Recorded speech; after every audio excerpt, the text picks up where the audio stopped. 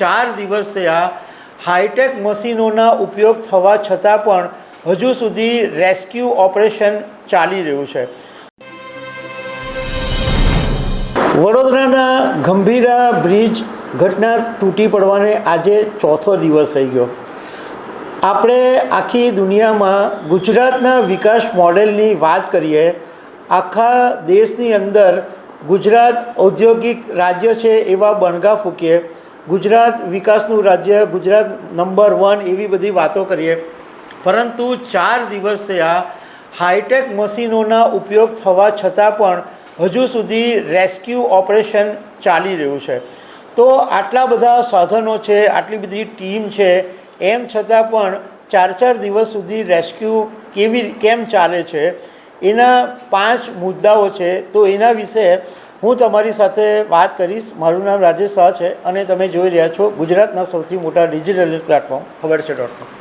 આપણે વાત કરીએ કે ગુજરાત એક સમૃદ્ધ રાજ્ય છે, ગુજરાત પાસે બધું જ છે, ગુજરાત નંબર 1 છે, આ છે તે છે, બધી વાત કરીએ, પરંતુ આ વડોદરાના ગંભીરા બ્રિજ તૂટી પડવાની ઘટના, જેનો એક ભાગ આખો 2 કટકા થઈ ગયા અને એમાં ગઈકાલ સુધીમાં 21 લોકોના મોત થયા હોવાનું સામે આવ્યું અને 9 જુલાઈના દિવસે આ ઘટના બની, એના આજે 4 દિવસ, ચોથો દિવસ થયો, હજુ સુધી રેસ્ક્યુ ઓપરેશન ચાલે છે। તો સવાલ એ ઊભો થાય કે આપણી પાસે અત્યાધુનિક સાધનો છે, હિટાચી અને પુલર જેવા જે એકદમ હાઈફાઈ મશીનો છે, એ મશીનો છે, 7 જેટલી ટીમ કામ કરે છે, એમ છતાં પણ આજે 60 કલાકથી પણ વધારે સમય થયો હોવા છતાં રેસ્ક્યુ ઓપરેશન ચાલુ રહે, એ કેવી વાત કહેવાય કે ગુજરાતની પાસે આટલા બધા સાધનો હોવા છતાં કેમ આવું કામ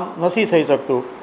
આ જે રેસ્ક્યુ ઓપરેશન ચાલી રહ્યા છે એમાં 160 ટન ક્ષમતા ધરાવતા ક્રેનનો ઉપયોગ થઈ રહ્યો છે, 55 ટનના વોલ્વો પુલરનો ઉપયોગ થઈ રહ્યો છે, જે 3 ટ્રક નદીમાંથી કાઢી શકે એવું વોલ્વો 500 પુલર, અને મતલબમાં આવા હાઈટેક અને આધુનિક મશીનોનો ઉપયોગ કરવામાં આવી રહ્યો છે। અત્યારે ગંભીરા બ્રિજની અંદર જે રેસ્ક્યુ ચાલી રહ્યું છે એમાં જે ટોટલ 7 ટીમ અને 37 લોકો કામ કરી રહ્યા છે, અને એમાં જે સાધનોનો ઉપયોગ થઈ રહ્યો છે એમાં 2 વોલ્વો પુલરનો ઉપયોગ થઈ રહ્યો છે, 2 ક્રેનનો ઉપયોગ થઈ રહ્યો છે જે 75 થી 160 ટનની ક્ષમતા ધરાવે છે, 5 જેસીબીનો ઉપયોગ થઈ રહ્યો છે, 3 હિટાચી મશીનનો ઉપયોગ થઈ રહ્યો છે, 10 ટ્રેક્ટર, 15 બોટ, 3 ફાયર બ્રિગેડની ટીમ, 3 એનડીઆરએફની ટીમ, 1 એસડીઆરએફની ટીમ, આટલા બધા લોકો લાગેલા છે, હેવી મશીનરીઓ લાગેલી છે, પણ એમ છતાં બી હજુ સુધી રેસ્ક્યુ ચાલુ છે।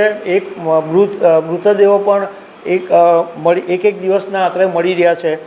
તો હવે આ જે રેસ્ક્યુ ઓપરેશનમાં જે વિલંબ થઈ રહ્યો છે એમાં 5 કારણો હોવાનું સામે આવ્યું છે કે આ 5 કારણોને લીધે આ રેસ્ક્યુમાં વિલંબ થઈ રહ્યો છે।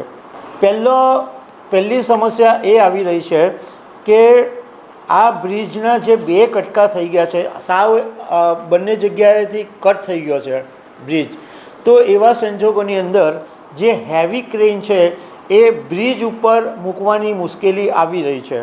બીજું કે આ ઘટના બની તો પૂનમની ભરતી હતી, એને કારણે જે નદીમાં પાણીનો પ્રવાહ છે એમાં વધઘટ થઈ રહ્યા છે, એટલે એ પણ એક રેસ્ક્યુ કરવાની અંદર મુશ્કેલી ઊભી કરી રહ્યું છે।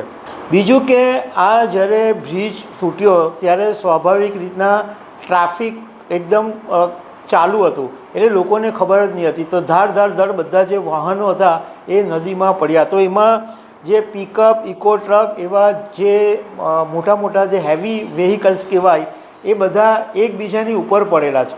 હવે એવા વેહિકલ્સને એકને કાઢવા એટલે એ બહુ મુશ્કેલીનું કામ છે, એ પણ એક સમસ્યાનું કારણ છે। બીજું કે નદીનો જે પટ છે એની અંદર બહુ કાદવ કિચડ છે, એટલે એ કાદવ કિચડની અંદર પણ કામ કરવું મુશ્કેલ બની રહ્યું છે।